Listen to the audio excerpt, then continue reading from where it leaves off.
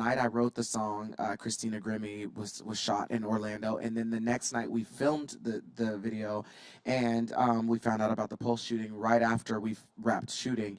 And so, I mean, it was kind of happening at the same time we were shooting, which was very odd. And so I was like, I really want to implement this part where I'm spray painting the names of the victims that had recently left, and also Trayvon Martin. And I wrote the song for my friend Jill Smith, who was unfortunately killed in an accident.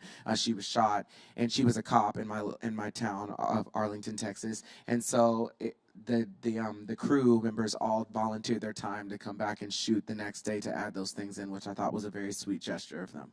Very. So obviously the topic of gun control or gun violence has become even unfortunately, a hotter topic since then. Again, what was the feedback you received from that scene, particularly since the tragedies of Orlando were so present in people's mind at the time? It was one of the most popular songs, and I was obviously passionate about it, but it was great to be working with Jordan Sparks, who was also equally as passionate about it, and all the work that she does for the LGBTQ community.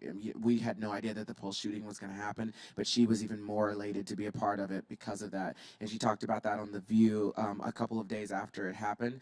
But in the documentary, you see a lot of people who were friends and family members of the victims came to see the show and said that that song really helped them get through it, and gave them, music heightens every emotion. So for them to be able to have something to just like help vocalize how they feel, but in a music form, I think was very helpful and comforting for them.